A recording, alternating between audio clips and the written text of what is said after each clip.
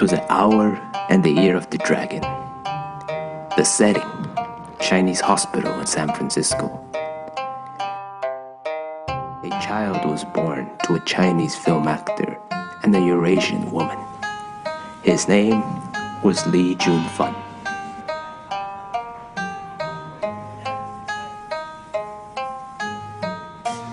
According to tradition, his birth, time, and day was a strong and unpredictable omen. Henceforth, the child was known as Little Dragon. Bruce Lee was his Americanized name. With us we have a friend, a student, and now a historian of Bruce Lee, Wallace Hao. You see, so the Chinese zodiac is not just the animal for every year, but the zodiac has different elements. Like there's the animal of the year is the outer animal, the animal for a month, which is your inner animal, the animal for the day, which is your true animal, and then the animal of the hour, which is your secret animal. The dragon is the most powerful animal. So when Bruce was born on the year of the dragon, the month of the pig, the day of the dog, and the hour of the dragon, those two dragons was considered a sign for greatness. After his birth, Bruce's parents lived on an apartment right behind the hospital on Trenton Street. After he was 8 months old, his family decided to go back to Hong Kong. His father was a famous opera star, and this gave a young Bruce Lee an early introduction to cinema. By the time he was 18, he already had 20 films under his belt.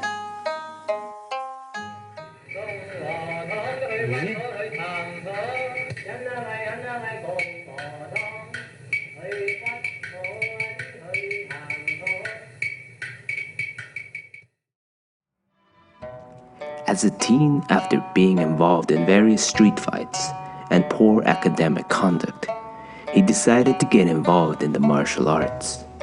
At first, he was rejected from being taught due to his mother's European ancestry, and the rule of the martial arts was not to teach foreigners. In the end, he showed a keen interest and trained privately with Ip Man. Under the wing of Ip Man, Bruce Lee practiced the ancient Chinese style of Wing Chun and also learned about Zen and Tao.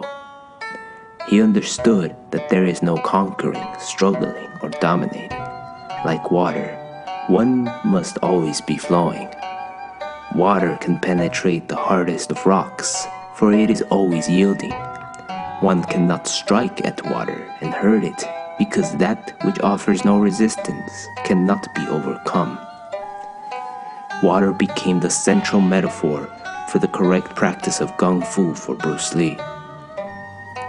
As Master Ip Man would say, a man should always think of the source of water as he drinks it.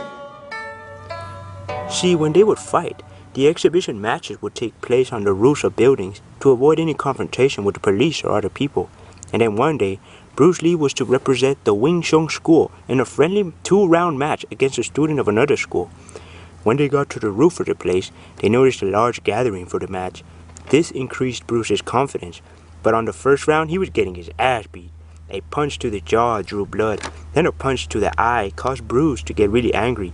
Then in anger, Bruce missed all the punches that he threw, and then when the first round was over, Lee's face was covered in blood.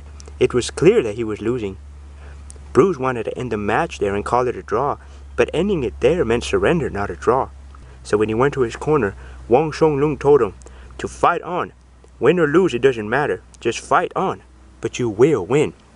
You see, Wang Shonglun was a senior student of the Wuxing school. Bruce was confused and he said, "Are you sure I will win?" And Wang Shonglun said, "Yes, of course. Don't worry about technique. This is a fight, not a performance. Get close and attack. But most importantly, be calm." Then when he went back to the center for the second round, he was calm and balanced. He feinted an attack like, and a few times he did it again, and this threw his opponent off balance. That's when Bruce saw his advantage, punched him in the face several times, and that several of his teeth went across the roof until he fell back, crashing onto a water tank. After he looked like he was done and out, Bruce was victorious. When Ip Man heard of what Wang Shun Lung had told him to encourage Bruce to keep going, he told him, "If someday Bruce Lee achieves something in the martial arts, it is because you did not let him quit after the first round." This was very important to his success. Martial arts led to more street fights, and on one occasion he beat someone so badly that it resulted in his arrest by the Chinese police. He was released to his parents, which later decided to send him to live in San Francisco with his older sister. On his boat ride to America, Bruce had nothing but time. Time to think, time to reflect on the ocean below him. While moving, he would be like water. While still, he would be like a mirror. While responding, he would be like an echo. From his problems, he did not want to run away, but rather let go. He wasn't going to seek, but rather be patient. For he realized in life, to move, one must not move at all. It is not, I am doing this, but rather, this is happening through me.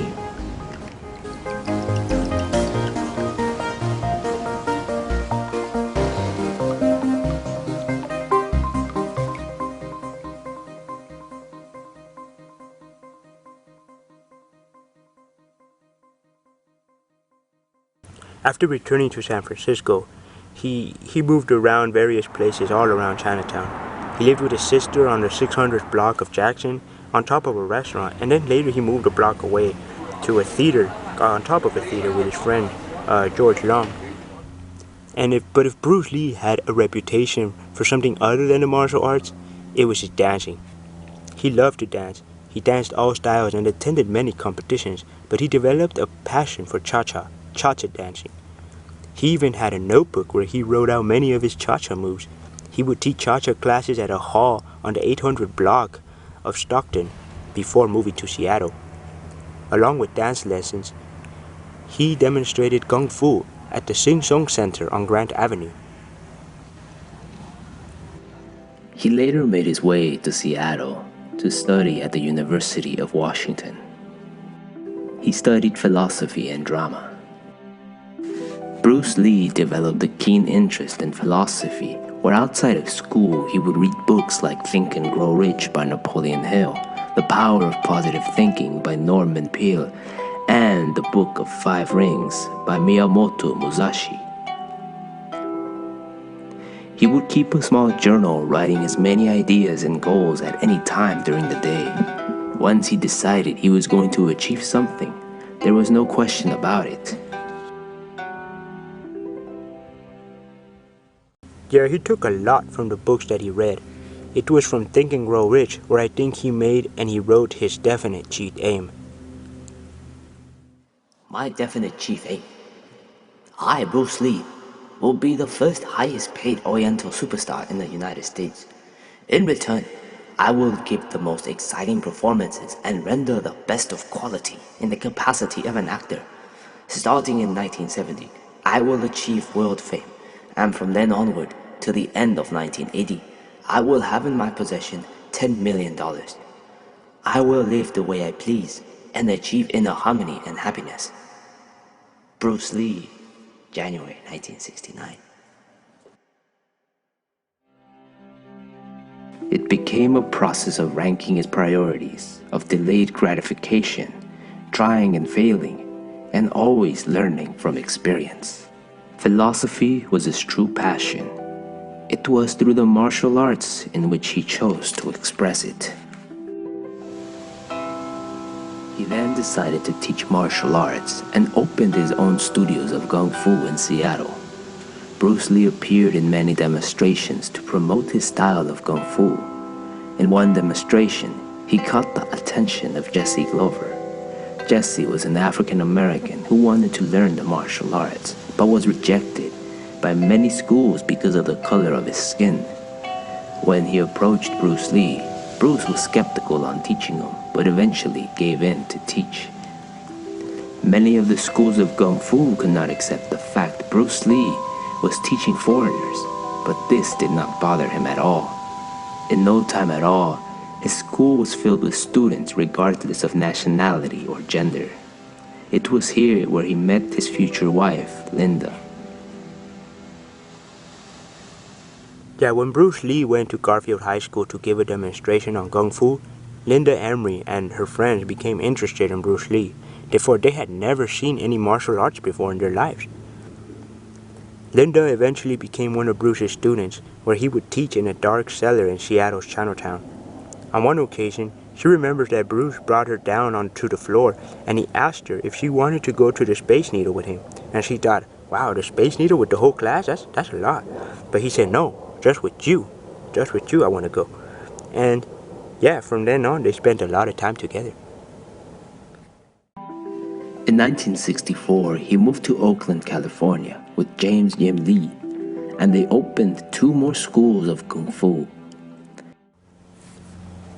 Yeah, James Yim Lee was a war veteran, and when he met Bruce Lee, they teamed up and they opened the second Kung Fu school in Oakland on the 4100th block of Broadway, I believe. It's now a car dealership. James would be the main instructor of the Oakland studio. It was with James that Bruce lived with in his Oakland home in Monticello Avenue. I think it's Monticello or Monticello, I don't know. And many of the students would meet up at this house, and now the house has a silhouette of Bruce Lee in his memory. It's pretty cool, actually.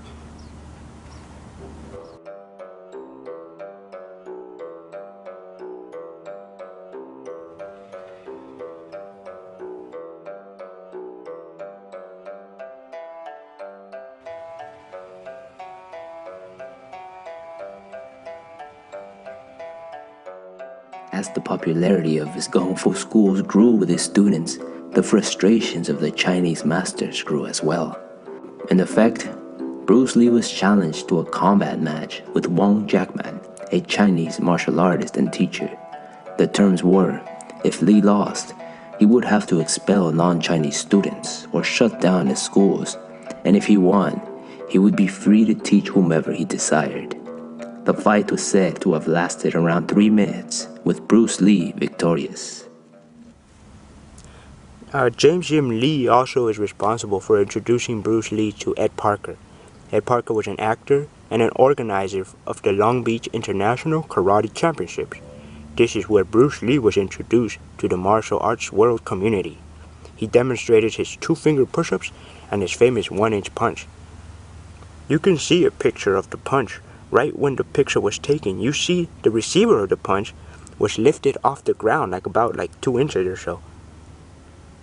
This is where you see the force and the power of Bruce Lee. This demonstration caught the eye of William Dozier, who cast Bruce Lee as Kato in the series of The Green Hornet. The directors wanted Bruce to fight using fists and punches, typical of American cinema, but Lee refused and insisted he use his style of martial arts. This style of fighting launched his career with American audiences. Although he was only given simple lines while playing Kato, Bruce Lee became a sensation through his own choreographed fight scenes.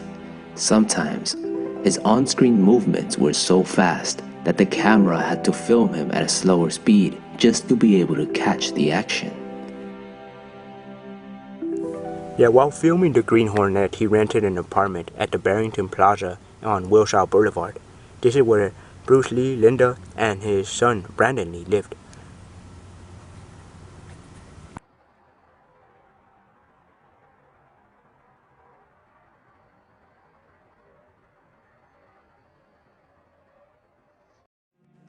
After 26 episodes of The Green Hornet, Bruce Lee went back to his martial arts studio and developed a new style, a new school.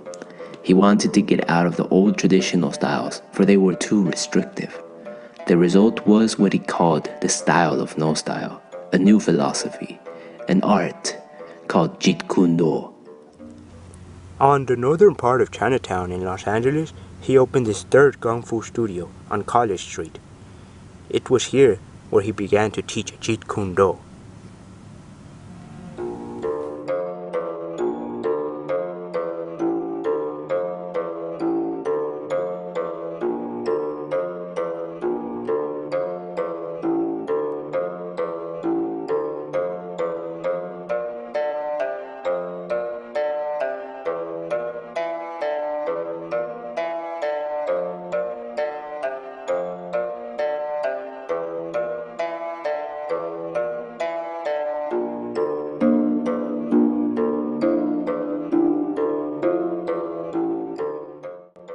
With the title of Kato under his belt, he was able to teach celebrities of Hollywood.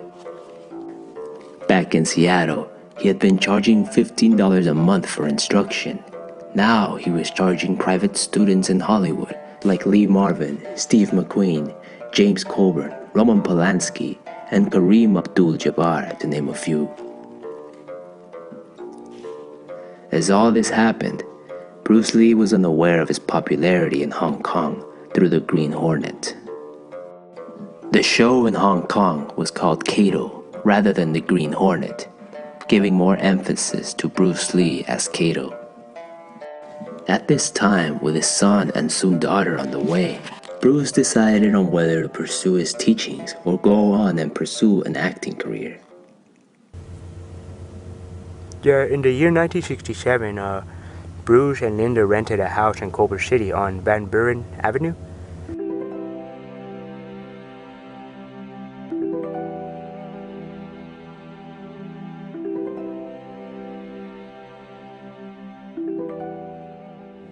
But as his popularity grew with his teaching, he eventually actually bought a house in Bel Air on Roscommare Avenue.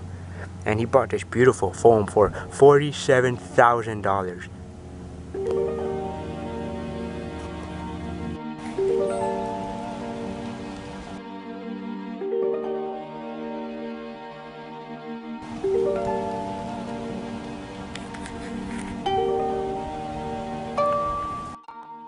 He went on to do a few episodes on the ABC series of Longstreet, but even then still struggled to break through American TV for being too Chinese.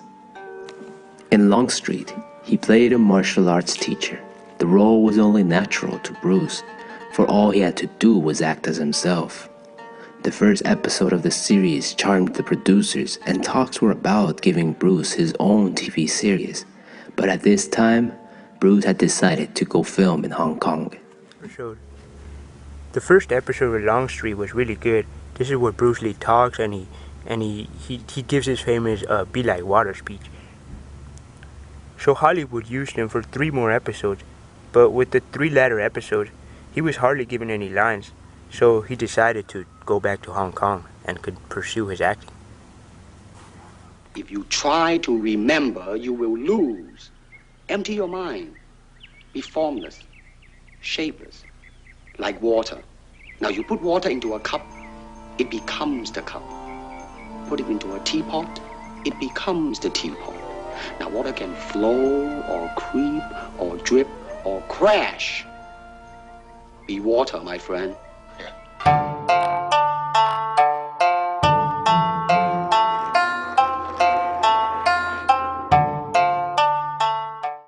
In 1970, he suffered a back injury while doing some morning workouts, and the doctors told him that he would never do Kung Fu again.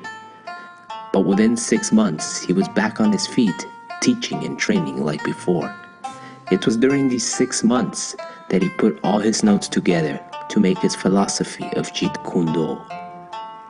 The art of Jeet Kune Do is simply to simplify.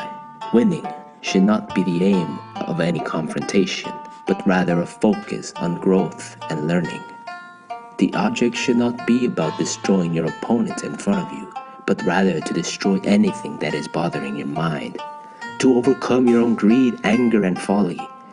Bring the mind into sharp focus to make it alert. It must be emancipated from old habits, prejudices, and even thought itself. Jeet Kune Do became the trademark of Bruce Lee's art. He combined elements of philosophy, art, and even physics in order to perfect his craft. To describe his art, he would tell the story of 3 swordsmen and their master, who sat at a table eating at a Japanese inn. The swordsmen would say rude remarks about each other to see who would provoke a duel. When some of the comments became ruder and more pointed to the master, he raised his chopsticks and effortlessly caught 4 flies on the wing. As he laid them down, all 3 swordsmen hurried out of the room. The action with the chopsticks not only indicated the master's ability towards his art, but also of complete mastery over himself, therefore a man to be avoided. In the same way is Jeet Kune Do an art for self-mastery, For any person who obtains complete mastery of any art, reveals his presence of mind in every action. For Bruce Lee, art transcends space and time. One should employ art for new form and meaning to the world. Be the master of life, then the master of art. Only then, the soul creates everything. In 1970, Bruce flew to Hong Kong and was given the opportunity to appear and star in The Big Boss, a film about revenge and family honor. The film was a huge success in China, where he received many standing ovations. The success was so great that another film followed a year later, The Chinese Connection. The film is set in the early 1900s China, an ancient kingdom in its dying embers of the mercy of Japanese and British foreigners.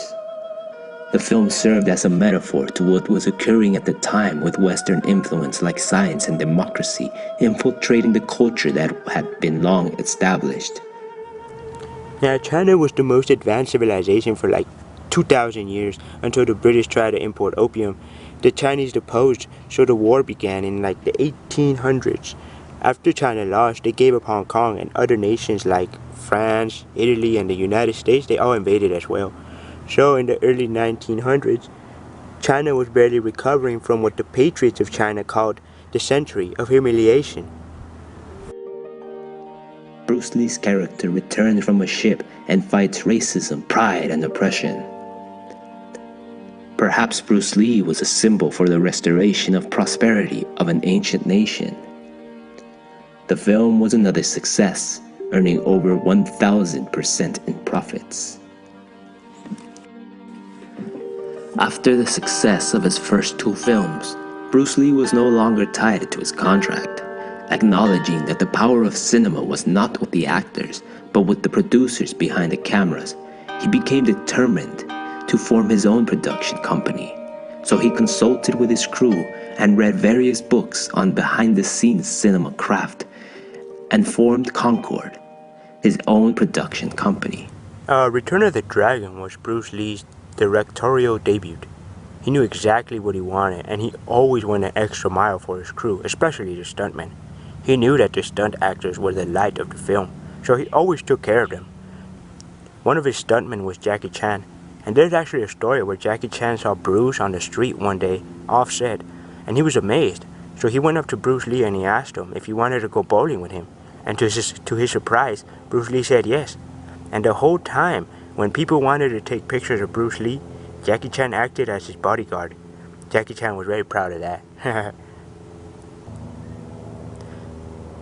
But when it came to business, Bruce Lee was on it when he directed Return of the Dragon, which broke records once again in the box office. This time, Hollywood realized that this guy has potential. It was made with a tight budget of $130,000 and again earned over 1,000% its budget at $130 million worldwide. Bruce Lee understood the value of using real martial artists in his films for more complex choreography, some of which included Bob Baker, Robert Wall, and Chuck Norris. Although Bruce Lee was a star in the East, he still hadn't broken through in Hollywood. But after the success of Return of the Dragon, Hollywood wanted a piece of the action. Warner Brothers teamed up with Concord to produce a film. There were debates as to the name of the film, where Hollywood suggested it be Hans Island, meanwhile Bruce Lee wanting it to call it Enter the Dragon. Many telegrams were sent across the Pacific, but in the end, Enter the Dragon took the prize. The filming finished in 1973. The movie was set to premiere in Hollywood's Chinese Theater in the summer of 1973. Unfortunately, Bruce Lee did not live to see the success of the film.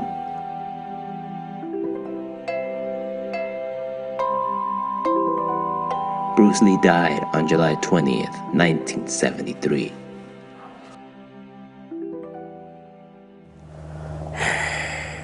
Yeah, his death brought a lot of controversies. He died in the apartment of Betty Ting Pei, she was an actress, so rumors speculated that she was his mistress, that she murdered him, and blah blah blah blah blah. In the end, the doctors couldn't come up with an agreement either. Some say that he died of cannabis use, of brain swelling, heat exhaustion, and what made it worse, when the press found out of his death, papers were printed with wild theories, some even linking him with the triad, the Yakuza. Can you imagine that? A ceremony was held in Hong Kong where hundreds of fans gathered to say their final goodbye to their star, for Bruce Lee was bigger than the Beatles in Hong Kong. Bruce's body was brought to Seattle, Washington for burial, for Seattle was the place he and his wife called home. When choosing a plot at Lakeview Cemetery, the funeral director asked if they wanted him buried with his own kind, meaning of course in the Chinese section. Instead, they got a nice section on a hill under a tree overlooking the whole cemetery. His funeral ceremony had only a few dozen attendees, for he had not yet reached his peak of popularity in the United States yet. 2 plots were bought, one for Bruce and one for Linda. Unfortunately, destiny had other plans. Bruce Lee's son, Brandon Lee, followed his father's footsteps in the training of martial arts. He studied theater and went in to make a few films. In 1993, he was working on a movie, The Crow. In a scene in which he was supposed to be shot by a revolver, the dummy charges were replaced with blank rounds containing powder charges, hitting Brandon Lee in the abdomen. He was pronounced dead 6 hours later in the emergency room. Just like his father, his success was posthumous. Bruce Lee had an impact on every person he met in his life. He was a man who made you believe in yourself. He helped you excel by making you believe in the impossible.